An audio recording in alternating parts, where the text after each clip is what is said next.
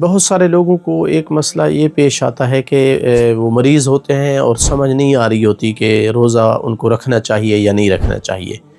تو بعض دفعہ وہ علماء سے پوچھتے ہیں کہ ہم روزہ رکھیں یا نہیں۔ دیکھیں، یہ علماء سے پوچھنے کا مسئلہ نہیں ہے۔ آپ ڈاکٹر کے پاس جائیں، ایسا ڈاکٹر کہ جو دین کو اہمیت دیتا ہو اور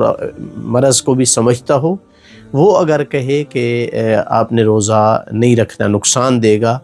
تو پھر آپ روزہ چھوڑ دیں۔ اگر سال کے دوران آپ قضا رکھ سکتے ہیں تو آپ اس کی قضا رکھیں اور کچھ بھی نہیں ہے۔ اگر سال بھر مریض رہیں تو اگلا ماہ رمضان جب داخل ہوگا تو اب آپ پر قضا نہیں رہی،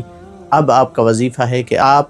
ایک مد طعام جو کہ 3 پاؤ ہوتا ہے گندم یا آٹا، وہ ایک روزے کے بدلے دیں گے۔ اب اگر ڈاکٹر کہہ دے کہ آپ روزہ نہ رکھیں،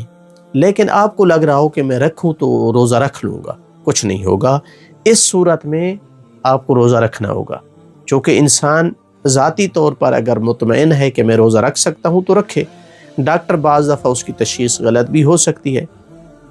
اور اگر اس کے برعکس ہو جائے کہ ڈاکٹر کی تشخیص کے مطابق ڈاکٹر کہتا ہے روزہ رکھیں، کچھ نہیں ہوتا، آپ بھی مطمئن ہو جاتے ہیں، تو پھر تو کوئی مسئلہ نہیں، آپ پر روزہ رکھنا واجب ہوگا۔ لیکن اگر ڈاکٹر کہے کہ آپ روزہ رکھیں، آپ کو کچھ نہیں ہوتا، آپ کو خوف ہے کہ روزہ رکھوں تو مجھے نقصان دے گا،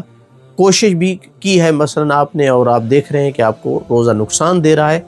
آپ کو خوف ہے کہ مرض بڑھ جائے گا، شدت اختیار کر جائے گی مرض، یا اس کا علاج لمبا ہو جائے گا، ان حالات میں آپ روزہ چھوڑ سکتے ہیں۔ بعض دفعہ ایسی بیماری ہوتی ہے کہ جو روزے سے کوئی تعلق نہیں رکھتی، ایسی بیماری میں روزہ رکھنا انسان پر واجب ہوتا ہے۔